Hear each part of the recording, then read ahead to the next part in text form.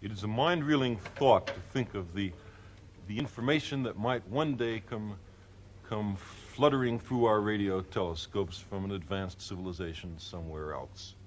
Any communication, I think, will be mostly from them to us, because they will have very little to learn from us and probably an enormous amount to teach us, not just in areas of science, but in other areas, some of which we can only dimly guess at today.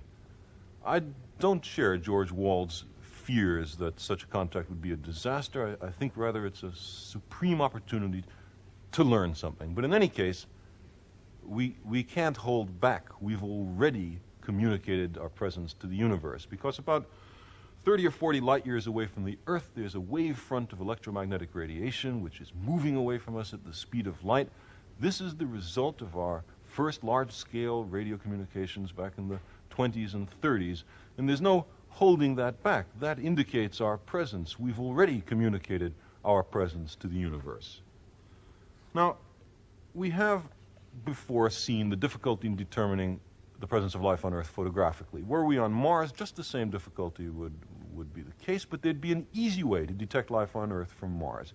You'd construct a small, modest radio telescope pointed at the Earth, and when the North American continent turned around towards Mars, there'd be this blast of radio emission, which would certainly not be totally random noise, due to domestic television transmission on Earth.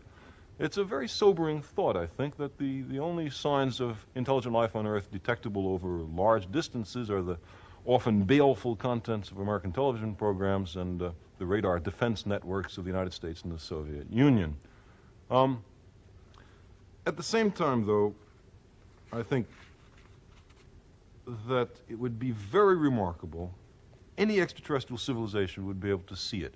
It's only in the last 40 years that the radio brightness of the Earth increased, and now it's increased at such a rate that at some radio frequencies the Earth is brighter than the sun. They would conclude that something extraordinary had certainly happened in the vicinity of the Earth.